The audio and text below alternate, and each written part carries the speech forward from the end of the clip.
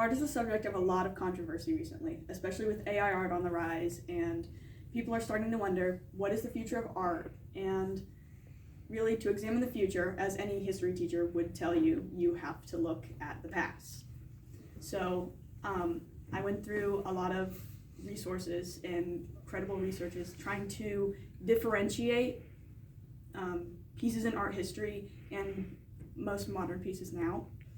And I found one strong difference, and that is that historical context and symbolism play a very, very large role in art history, whereas now it's not so much the same. To demonstrate that relationship between art history and symbolism, I'm going to examine one piece from art history that I really love. It's very near and dear to my heart, which is Francisco Goya's Witch's Flight. And here it is for you guys to see, because I did not have the foresight to print it out before, also because the printer jammed yesterday, and I don't know how to use a printer, and so I didn't want that to be my fault.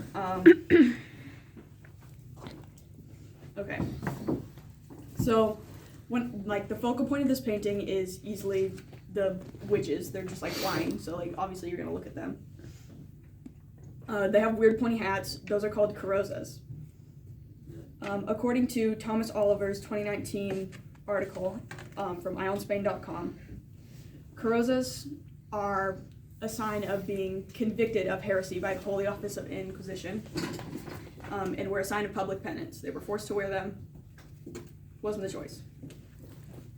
They're holding a dying man, which really represents how the Holy Office kind of felt about those kinds of people. It was they were portraying a caricature of what they wanted the people to believe that witches were, because if they could instill fear, then they could get rid of these people quickly.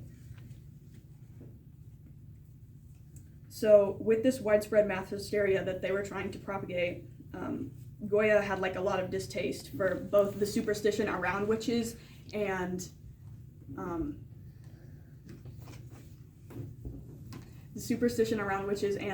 the anger of the church at the time. And so he included a donkey, which you'll find in the bottom right-hand corner of the painting. The donkey represents Goya's opinion, like I said, because the donkey represents, in pretty much every traditional European culture, donkeys represent ignorance and stubbornness and just foolishness. To see this in action, you could see the works of Shakespeare or the fables of Aesop. It was very common in media at the time.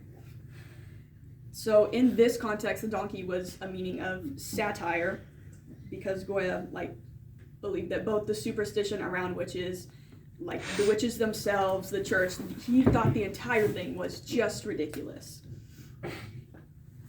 because it was senseless violence. They were killing these people and they weren't even doing anything.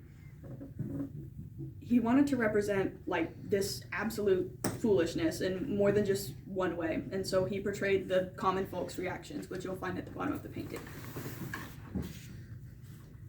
The bystanders kind of signified what the Holy Office was doing to people. This fear that they were spreading about the witches that were seen above them,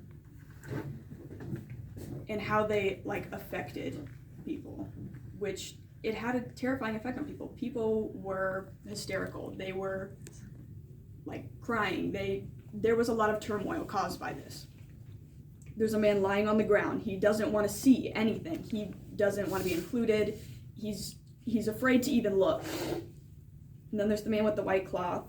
He's covering his head. Again, he's trying not to see anything, and I'm about to butcher this, but according to ingoya.com, they're an exhibit of art history nerds. They know just as much about this man as I do.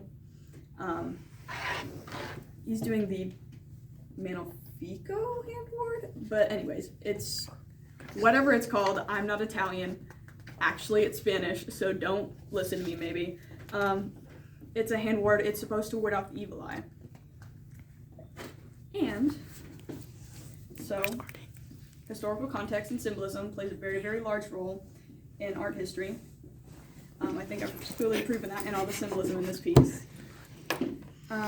But with so much meaning in old art, I really want you to ask yourself, what the relationship between meaning in art is now. Well, without further ado, I'm Sarah Schuller, and thank you for coming to my TED Talk.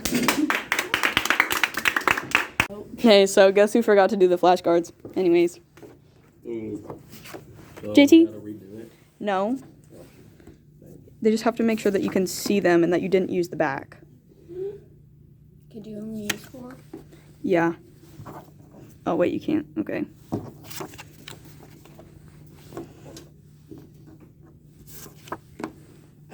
Okay.